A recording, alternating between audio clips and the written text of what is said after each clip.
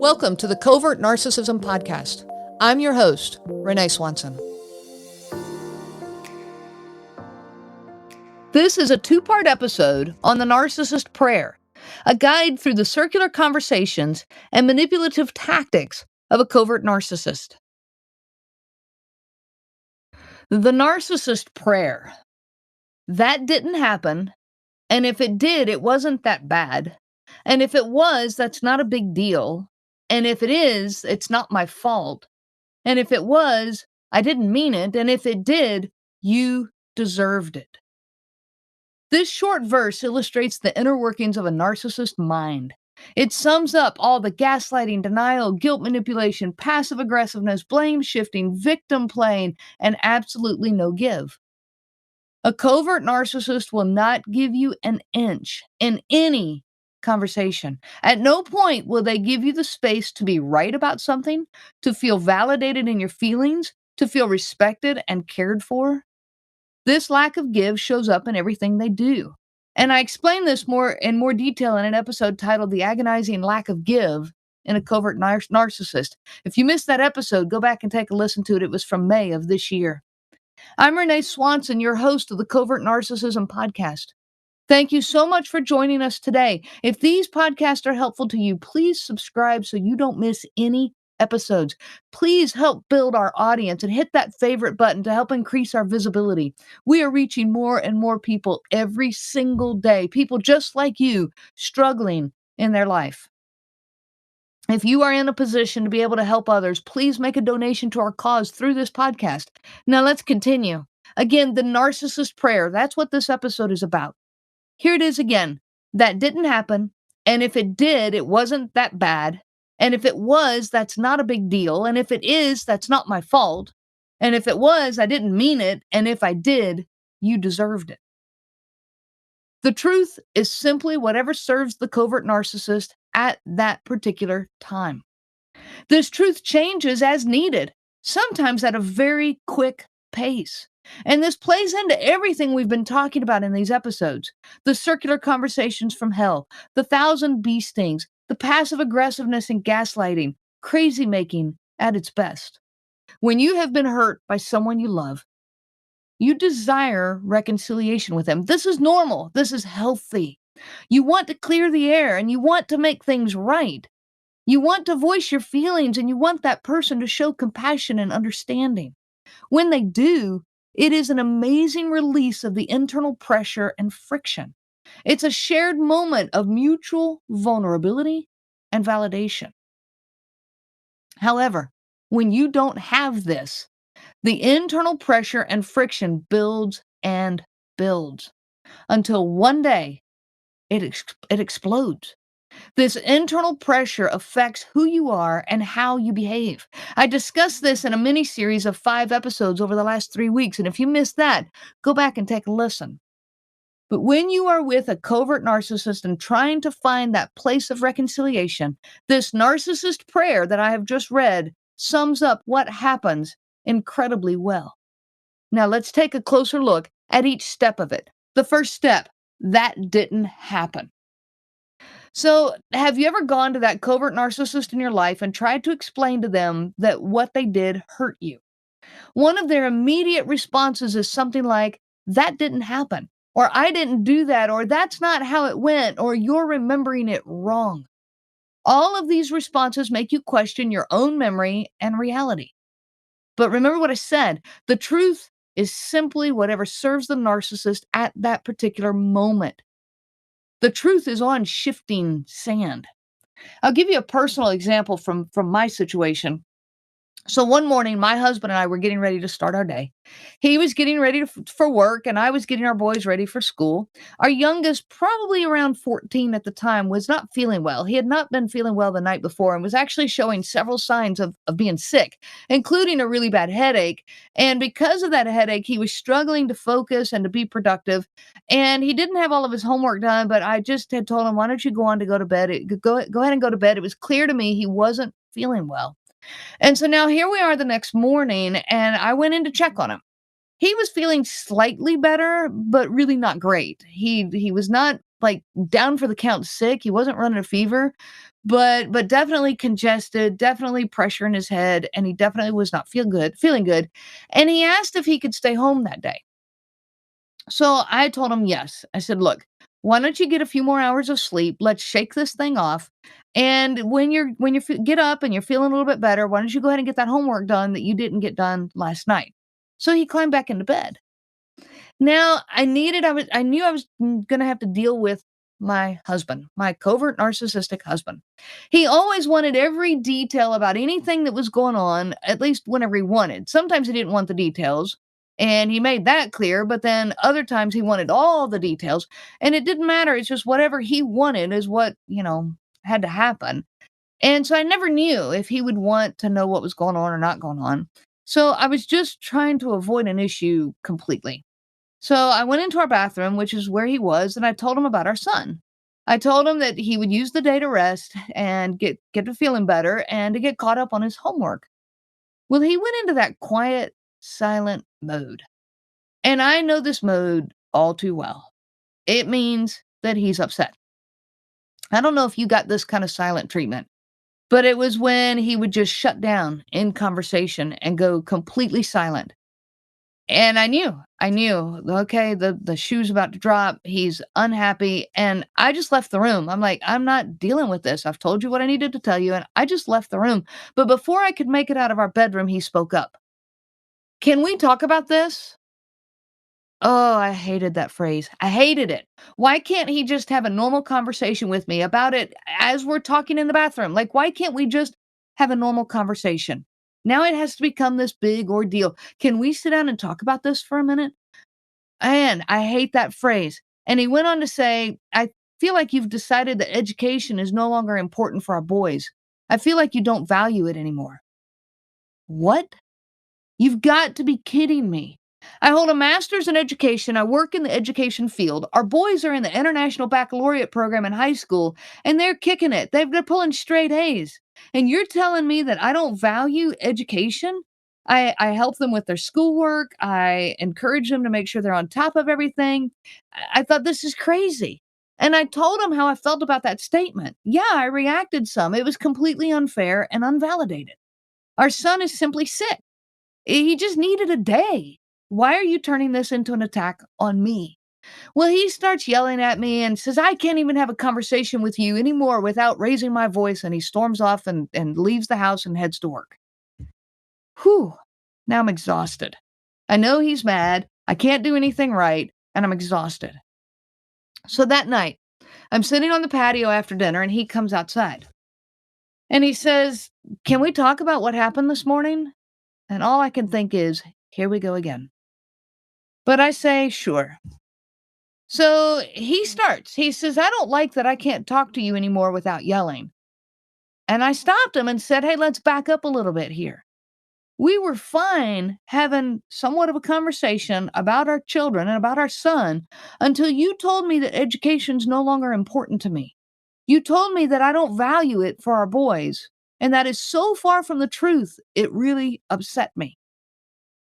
His next words, "I never said that." Those 4 words. Once he goes there, it's over. "I never said that. I didn't say that to you." There is no longer any point in this conversation. I've lived through so many circular conversations that I know exactly how this goes. And of course, I try anyways. I said, "Well, that's what you said. It's the whole reason I got upset." But his reply is, "I would never say that. I know it's not true, so why would I say it?" And it's over. Like there's nothing left to say to him. Telling me that it never happened puts a complete roadblock in the way of the entire conversation. Now you're discussing something that in his or her mind doesn't even exist. Saying it didn't happen shuts that part of the conversation completely down. So now they can go on about how you reacted to what they didn't say and how this reaction hurt them so much that now he had to yell at me and how he's upset about that. And it's all my fault that we can't have simple conversations. But on the inside, I am that grenade waiting to explode. Narcissists have to feel good about themselves. This is an essential part of their personality disorder. They desperately need to feel special, superior, perfect. And this is in order to distract them from their underlying feeling of worthlessness. To accept the blame for their bad behavior would challenge this image that they hold on to and they fight so hard to protect. They simply deny things. They do it so well that it's easy to get lost in their reality. I start questioning, did he say it? Did he not say it? I know he said it. Like, this is one of those moments where I'm like, no, you're not changing reality here. But if you push far enough or offer some kind of proof, anything that pushes us to the next step, here's where it goes. If it did happen, it wasn't that bad. That's line number 2. See, minimization is another effective tactic of the covert narcissist. Remember, the truth is whatever serves the narcissist at that particular moment. If the topic at hand is not serving their need to feel special and important, then they would just become extremely dismissive of this topic. It's just no longer important, just like your feelings. Like, you're telling them, okay, you upset me with that statement. It just wasn't that bad. Like, it just doesn't matter anymore. They have no ability to recognize how their words and actions affect your feelings. So whatever they did, it's just, it was not nearly as bad as what you think, and it's not nearly as bad as what you did. My oldest son, he once described it to me using arrows. So imagine that everyone has a quiver full of arrows. And when two people are in conversation with each other, they're shooting arrows back and forth to each other. Some arrows pierce and hurt. But other arrows, they're more like Cupid's arrows and they encourage, mutual love and connection.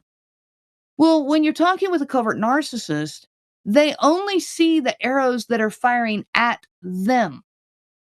And all of them are threatening. They only see the arrows that are coming in their direction. They do not see their own arrows. They have no idea that they are shooting arrows at you.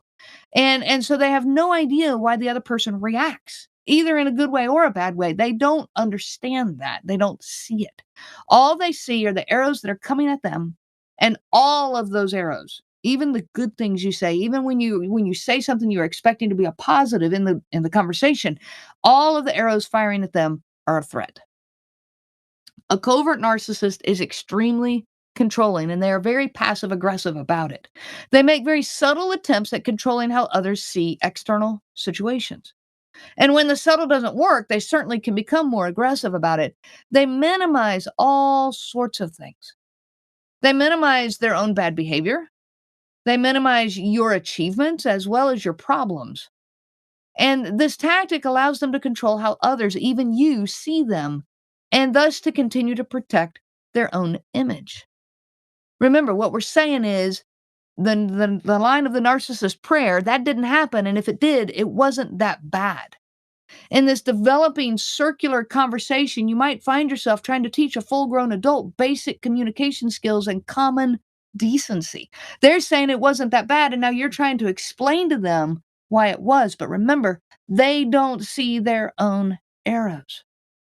And they love that you're trying to teach them this because now they can tell you that you are being condescending and insensitive. They can express how superior they are, that they already know all of this. Well, I know how to communicate with people. And it's not even worth their time to discuss it. So again, they're very dismissive of all of it. Let's go to line number 3. So I'm going to read it from the beginning. That didn't happen. Number 2, if it did, it wasn't that bad. And number 3, if it was, that's not a big deal. Well, this goes right along with the second one. It's just a continuation of that circular conversation.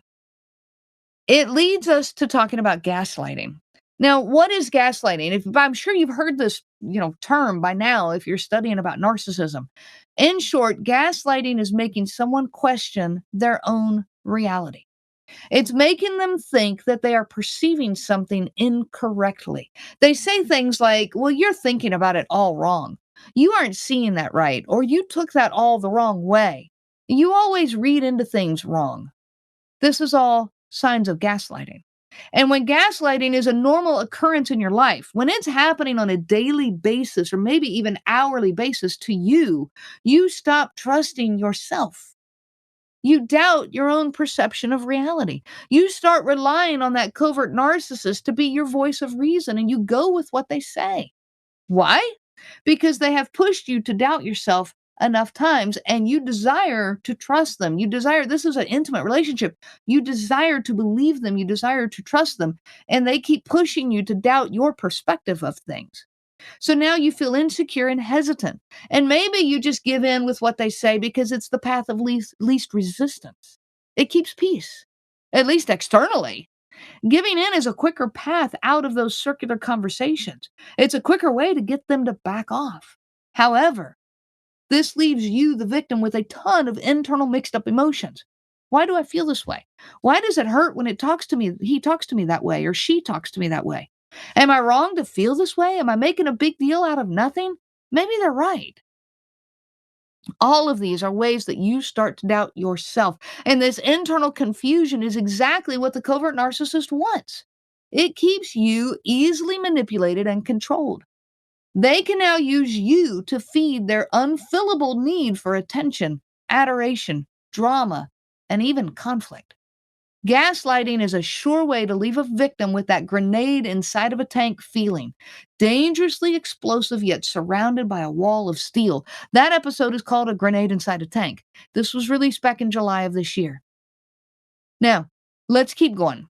If you've made it this far in the circular conversation with the covert narcissist and you are still holding your ground, things here will take a distinct turn. We're going to look at that turn in the very next episode. Now, I am doing this in 2 episodes, and the next one will be released on Wednesday. So I will catch you on Wednesday to finish this out. So let me read that narcissist prayer one more time, and I'm going to tell you this turn we're about to take. That didn't happen. And if it did, it wasn't that bad. And if it was, that's not a big deal. But here's where the turn happens. And if it is, that's not my fault. And if it was, I didn't mean it. And if it did, you deserved it.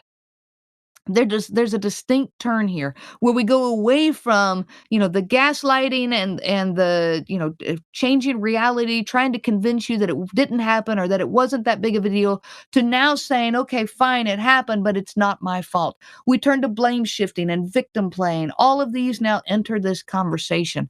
So I want to dive into that next time. I hope you can join us, and I wish you so much peace on your journey of healing. You have been listening to the Covert Narcissism Podcast with your host, Renee Swanson.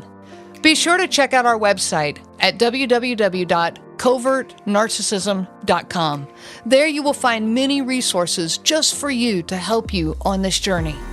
You can also reach out to me by email at Renee, RENEE, at cnglifecoaching.com. Those letters are CNG, as in Covert Narcissism Group. I do look forward to hearing from you. I wish you so much peace on your journey of healing. The information provided by Renee Swanson and the Covert Narcissism Podcast is for educational purposes only and is not to be used for diagnosis purposes and not intended to be a substitute for clinical care. Please consult a healthcare provider for guidance specific to your case. This material discusses narcissism in general. It does not claim that any specific person has narcissism and should not be used to refer to any specific person as having narcissism. Permission is not granted to link to or repost this material to support an allegation or a claim that any specific person is a narcissist. That would be an unauthorized misuse of the material and information provided.